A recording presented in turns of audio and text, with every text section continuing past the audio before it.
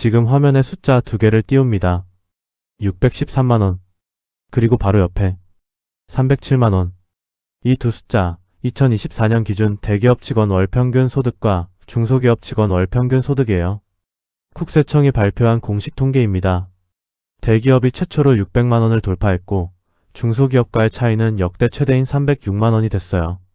306만원이요. 한 달에 306만원. 1년으로 치면 3,672만원입니다.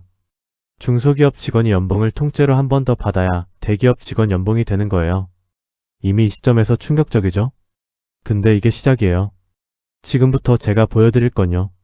이 월급 차이가 30년 동안 어떻게 증폭되는지예요. 단순히 연봉 차이가 아니에요. 퇴직금, 복지, 우리사주, 연금, 경력 프리미엄, 그리고 투자 여력까지 전부 다 더하면 두 사람의 자산 격차가 숫자로 얼마나 벌어지는지 오늘 완전히 계산해드립니다. 이 영상 끝에서 혹시 중소기업 다니시는 분 충격받을 수 있어요. 근데 그게 이 영상의 목적이에요. 충격을 받아야 뭔가를 바꾸거든요. 그리고 그 바꾸는 방법도 드릴 거예요. 끝까지 보세요. 먼저 두 주인공을 소개할게요. 첫 번째 인물 이름이 김대기 씨입니다. 25살에 삼성, LG, 현대급의 대기업에 입사했어요. 신입 초봉이 연 4,800만원이에요. 세후 월 실수령이 약 350만원입니다. 두 번째 인물 이름이 박중소 씨입니다. 똑같이 25살. 똑같은 대학 나왔어요. 친구처럼 자랐어요. 성실하기도 똑같아요. 근데 취업이 대기업은 안 됐어요. 중소기업에 들어갔어요. 신입 초봉이 연 3,200만원이에요. 세후 월 실수령이 약 240만원이에요. 시작부터 월 실수령 차이가 110만원이에요. 이게 연간으로 1,320만원 차이예요. 근데 잠깐요. 여기서 중요한 설정이 있어요. 두 사람의 저축률과 투자 습관은 완전히 동일합니다. 둘 다 수입의 25%를 무조건 투자해요. 둘 다 ISA 계좌에서 S&P 500 ETF 자동 매수를 합니다. 둘 다 연금 저축도 해요. 둘 다 똑같이 성실하고 똑같은 금융 지식을 갖고 있어요. 근데 30년 후 55살이 됐을 때 이 두 사람의 자산이 얼마나 다를지 지금부터 계산합니다.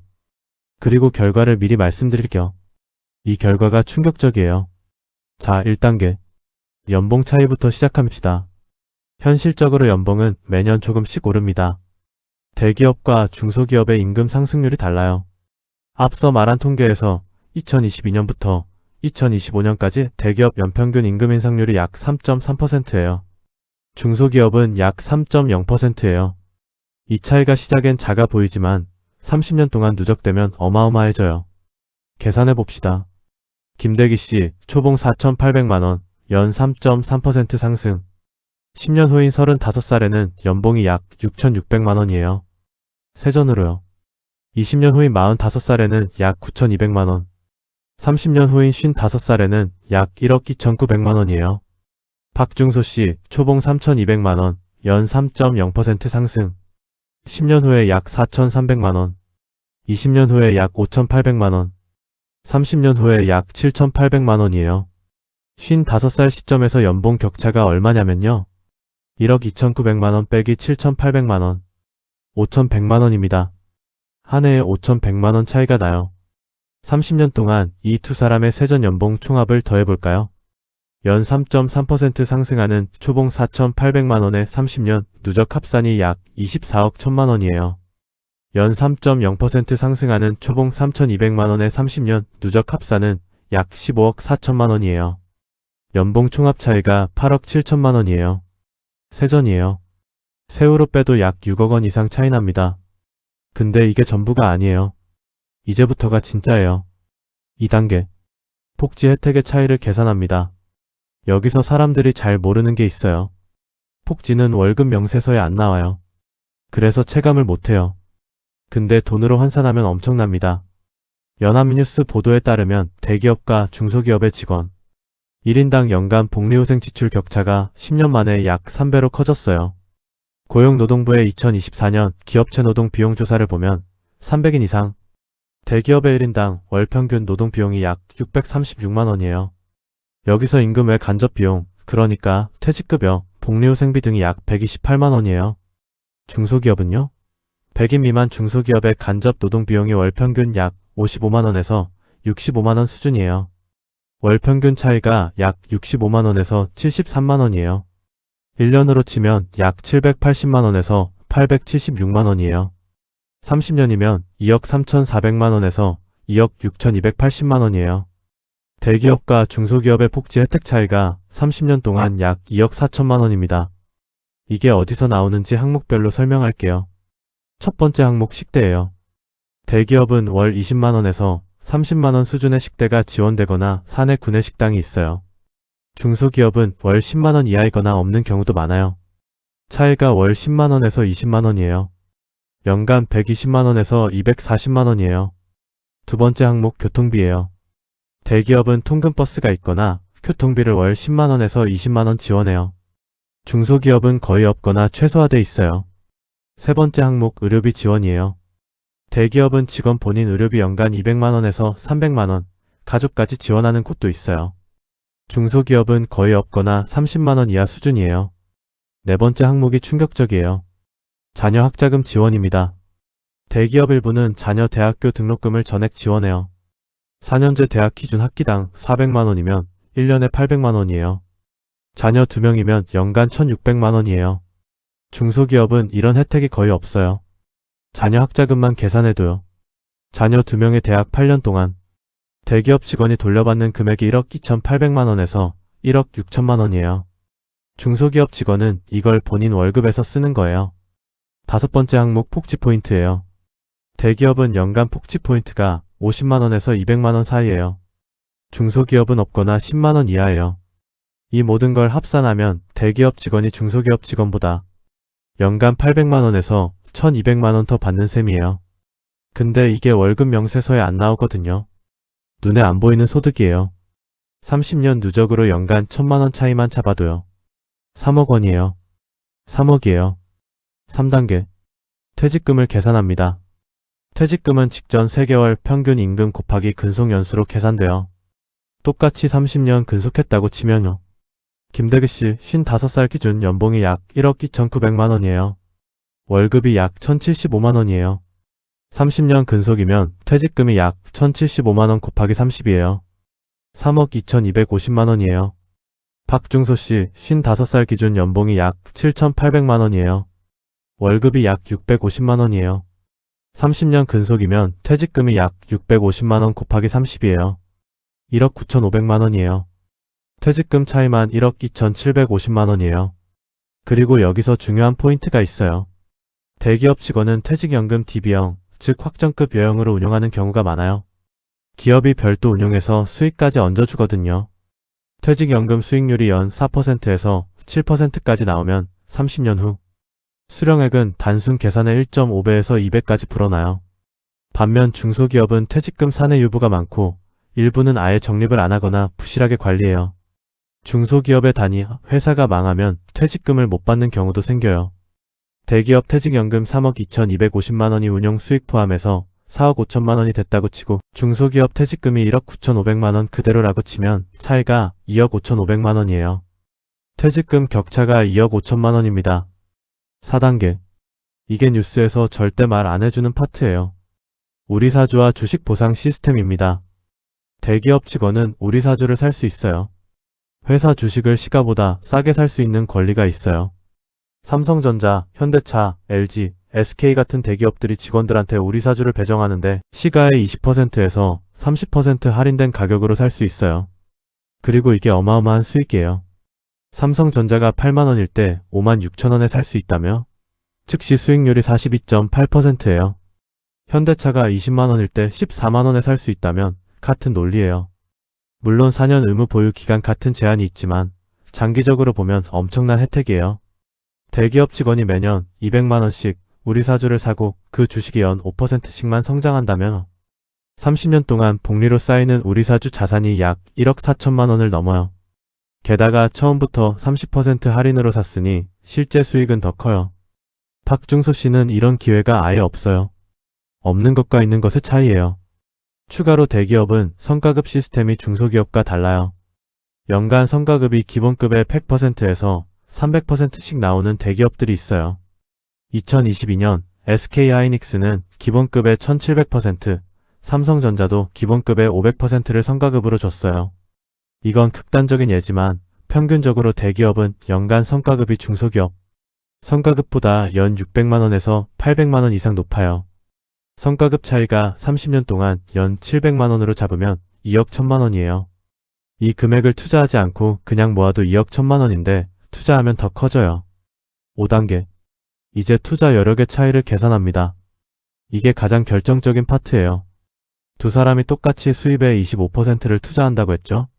근데 수입이 다르면 25%도 달라요. 초반 10년만 봐도요.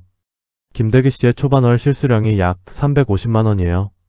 여기에 월 식대 20만원, 교통비 10만원, 폭지 포인트 10만원 이런 폭지 혜택을 현금 절감 효과로 보면 총 월 수령 효과가 약 390만원이에요.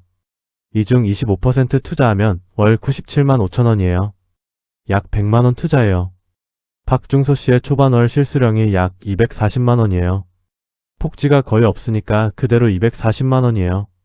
이 중 25% 투자하면 월 60만원이에요. 시작부터 투자 금액이 월 40만원 차이예요. 1년에 480만원이에요. 근데 10년이 지나면 연봉도 더 벌어졌잖아요. 20년이 지나면 더 벌어져요.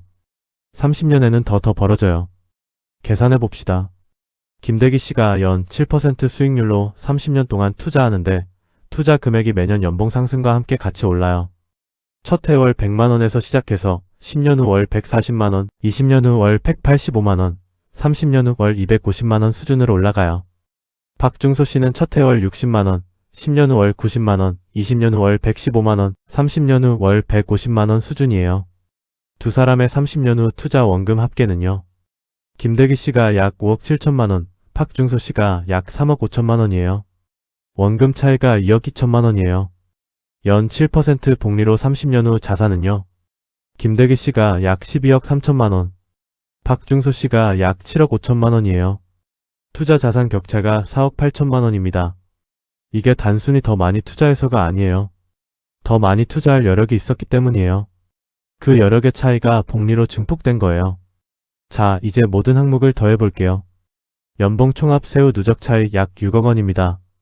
여기서 투자한 돈, 폭지 혜택 직접 금전적 가치, 그리고 자산 증식분을 전부 더하며 투자 자산 격차 4억 8천만원, 폭지 혜택 30년 누적 현금 가치 약 3억 원, 퇴직금 및 퇴직연금 격차 약 2억 5천만원, 성과급 누적 차이 약 2억 1천만원, 우리 사주 및 자사주 수익 약 1억 4천만원, 자녀 학자금 혜택 절약 금액 약 1억 2천만원에서 1억 6천만원, 이것들을 전부 더하며 총 격차가 약 15억 원입니다.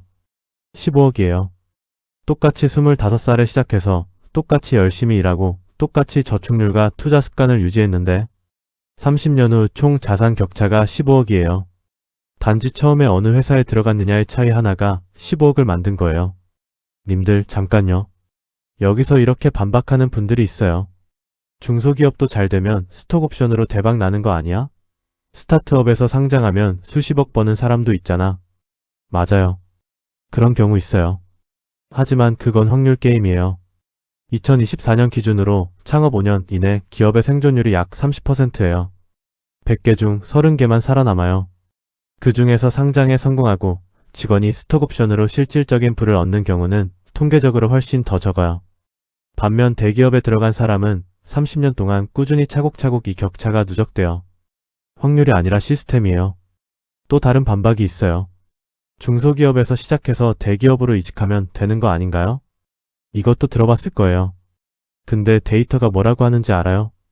2022년 통계에 따르면 중소기업에서 이직한 사람 중 대기업으로 간 비율이 12%예요. 10명 중 1명이에요. 나머지 9명은 다른 중소기업으로 옮겼어요. 왜 그런지 알아요? 대기업 공채가 줄고 있어요. 대기업들이 신입보다 경력직을 선호하는데 경력직도 웬만해선 대기업에서 대기업으로 이동하는 패턴이 강해요. 중소기업 경력이 대기업에서 인정받기 어려운 현실이에요. 중소기업에 한번 들어가면 경력 단절이 생기지는 않지만 트랙 자체가 달라질 가능성이 높아요. 이게 뉴스에서 말하지 않는 현실이에요. 그러면 지금 중소기업 다니는 사람은 어떻게 해야 하냐고요? 두 가지 방향이 있어요. 첫 번째, 가능하다면 대기업 이직을 포기하지 마세요.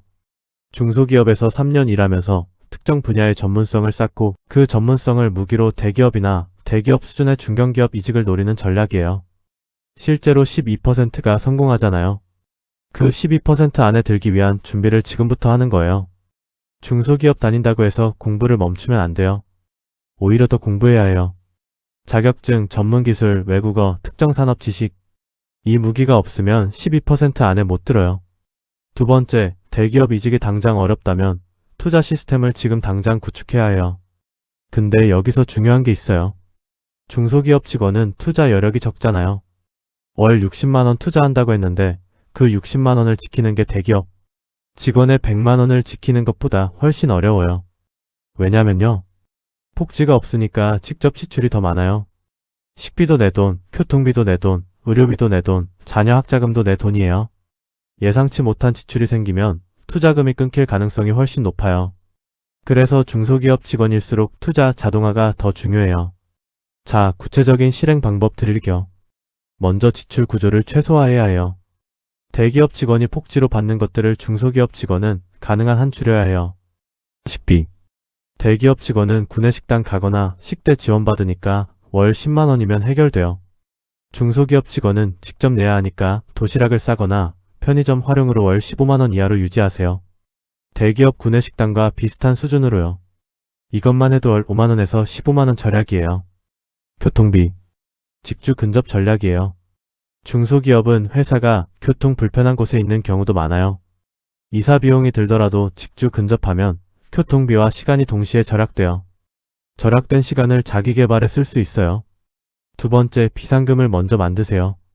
중소기업 다니면 고용 불안이 있어요. 대기업보다 폐업 위험이 높아요. 예상치 못한 실직에 대비해서 생활비 6개월 치를 CMA 계좌에 넣어두세요. 이게 없으면 투자금에 손대게 돼요. 세 번째, 투자 자동화를 지금 당장 구축하세요. 월급날 다음날 자동이체예요. ISA 중개형 계좌에 월 30만원, 연금저축 계좌에 월 20만원, 합쳐서 월 50만원. 이거 자동이체 걸어놓으세요. 월급이 들어오기 전에 이미 빠져나가도록. 여기에 TIGR, 미국 S&P 500 ETF 자동 매수 설정이에요. 똑같아요. 설정하고 잊어버리는 거예요. 월 50만원이 30년 동안 연 7%로 불어나면 약 6억 1천만원이에요. 원금 1억 8천만원이에요. 3.4배예요. 연금저축 20만원에서 세액공제 16.5% 받으면 연간 39만 6천원을 돌려받아요. 그 돌려받은 돈도 투자에 넣으면 더 커지고요. 네 번째, 연봉 협상을 해마다 해야 해요. 중소기업에서 침묵하면 임금 상승이 안 돼요. 매년 성과를 수치로 만들어서 이만큼 기여했으니 이만큼 올려달라는 협상을 해야 해요. 임금 협상을 안 하면 매년 실질 임금이 줄어요. 물가 오르는 만큼 더 안 오르거든요. 다시 두 사람의 비교로 돌아올게요. 55살이 된 김대기 씨와 박중소 씨. 김대기 씨는 퇴직금 4억 5천만원, 투자 자산 12억 3천만원, 기타 우리사주 성과급 누적 3억 5천만원. 합쳐서 총 자산이 약 20억 3천만원이에요. 박중소 씨는 퇴직금 1억 9천5백만원, 투자 자산 7억 5천만원. 합쳐서 총 자산이 약 9억 4천5백만원이에요. 박중소 씨도 대단한 거예요. 월 50만원씩 30년 투자해서 9억이 넘는 자산을 만든 거잖아요. 근데 격차가 10억 8천5백만원이에요. 11억이에요. 똑같이 시작했는데 똑같이 열심히 살았는데 30년 후에 11억이 차이 납니다. 이걸 줄이는 방법은 두 가지예요. 대기업으로 이직하거나 아니면 지금 당장 투자 시스템을 구축해서 자본소득으로 그 차이를 메우는 거예요. 이제 지금 중소기업 다니는 박중소 씨에게 직접 말하고 싶어요. 이 격차가 충격적으로 들릴 수 있어요. 근데 이건 박중소 씨가 게을러서가 아니에요. 이건 구조예요. 처음 들어간 회사가 어디냐가 이 구조를 결정하는 거예요. 근데 구조를 알았으면 거기서 할 수 있는 선택을 해야 해요. 지금 당장 ISA 계좌와 연금저축 계좌 여세요. 지금 바로요. 월 50만원이 부담스러우면 20만원이어도 돼요. 10만원도 돼요. 중요한 건 시작이에요. 그리고 자동이체 거세요. 그거면 돼요. 그리고 이직 준비를 병행하세요. 중소기업에서 3년 버티면서 실력 쌓고 그 실력으로 더 좋은 곳으로 옮기세요. 12%가 성공한다는 말은 100%가 실패하는 게 아니라는 말이에요. 준비하면 그 12% 안에 들 수 있어요. 지금 대기업 다니는 김대기 씨한테도 말할게요. 지금 구조가 나한테 유리하다고 해서 방심하면 안 돼요. 대기업 고용 안정성도 예전 같지 않아요. 2024년에 대기업 일자리가 8만 개 줄었어요. 명예퇴직 구조조정은 대기업도 예외가 아니에요. 대기업 다니는 동안 그 복지와 높은 월급으로 투자를 최대화해야 해요. 복지 혜택이 현금이라면 그 현금을 아끼고 투자하세요. 우리 사주가 있으면 가능한 최대로 사세요. 연금 저축 900만원 한도를 꽉 채우세요. 세액공제로 148만 5천원 돌려받고 그 돈도 투자에 넣으세요. 대기업 다니는 동안 시스템을 구축해 두지 않으면 퇴직 후에 그 유리한 위치가 금방 사라져요. 오늘 영상에서 제가 드린 메시지를 한 문장으로 정리할게요. 어느 회사에 입사했느냐가 30년 후 약 11억에서 15억의 자산 격차를 만든다. 근데 그 격차를 알고 나서 지금 당장 투자 시스템을 구축하느냐 아니냐가 또 다른 수억 원의 격차를 만든다. 두 번의 선택이 있어요. 첫 번째 선택은 이미 됐어요. 어느 회사 들어갔는지는 정해졌으니까요. 두 번째 선택은 지금 여러분 손에 있어요. 지금 스마트폰 들고 증권사 앱 켜고 ISA 계좌 여는 것. 그 선택이 30년 후 몇 억을 결정합니다. 영상 끝까지 봐주셔서 감사해요. 이 내용이 도움됐다면 좋아요와 구독 부탁드려요. 댓글에 지금 대기업 다니는지 중소기업 다니는지 솔직하게 적어줘요. 그리고 오늘 바로 계좌 개설하러 간다는 댓글도요. 다음 영상은 퇴직금을 IRP로 이전하면 세금을 몇 % 아낄 수 있는가입니다. 퇴직할 때 세금 안 내는 방법, 이건 진짜 아는 사람만 알아요. 꼭 보러 오세요.